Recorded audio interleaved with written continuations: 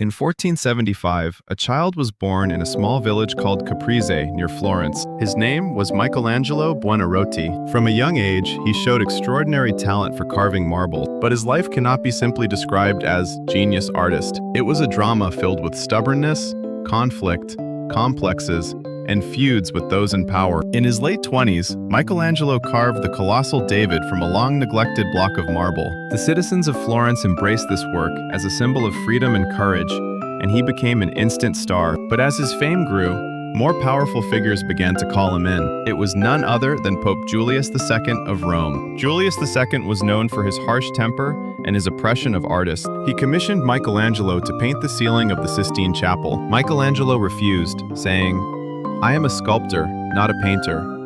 But faced with the power of the Pope, he was ultimately compelled to take up his brush. The pain that began from then on is beyond imagination. He painted for 4 years, lying on a scaffold, his neck bent, paint dripped down his face, his eyes became bloodshot, and his body became sick. The Pope constantly nagged him about the work being delayed, and he didn't even pay his wages properly. Michelangelo was so enraged that he stopped working and returned to Florence. There's an anecdote that the Pope personally sent someone to bring him back, but Michelangelo had another complex. It was the appearance. He was short, had a large nose, and a bumpy face, so he was often called ugly. Even his contemporaries joked, "His face looks like it's been carved from too much marble." Michelangelo himself preferred to stay in his studio and wrestle with marble, rather than socialize, because of his appearance. Another interesting point is the conflict with the competing painters.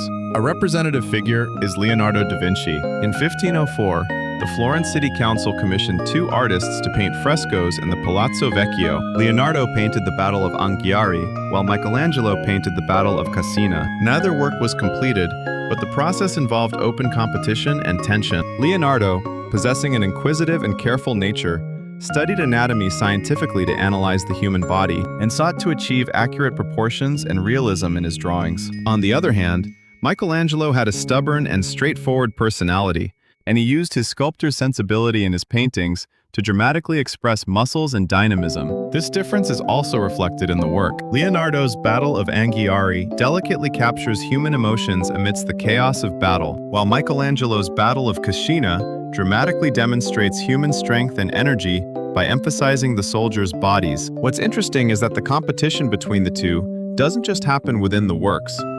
There's an anecdote that tells of 2 masters exchanging mocking remarks in a Florence square at the time. Michelangelo ridiculed Leonardo's overly academic attitude, saying, "If you keep studying like that, you'll never finish painting." Leonardo reportedly disapproved of Michelangelo's rough personality and retorted, "An artist must also possess refinement and dignity." Even amidst these conflicts and complexes, Michelangelo never stopped creating art. He didn't just work for the money. There was an artistic obsession, an unyielding obsession that once you start something, you have to leave it as the best work. At the same time, he considered the task of carving biblical stories onto the ceiling not simply a painting, but a sacred task connecting God and humanity. While submitting to those in power, he maintained his pride as an artist by incorporating a secret rebellion into his paintings. Ultimately, he left behind some of humanity's greatest masterpieces, such as the creation of Adam amidst his suffering. Today, those who gaze upon the Sistine Chapel ceiling are not simply seeing a painting, but witnessing the traces of a great human struggle,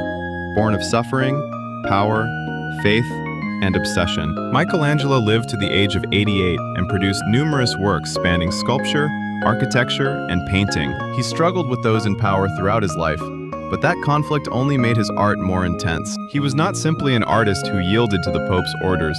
He was a fighter who transformed his ugliness, stubbornness, conflicts with rivals, and suffering into art.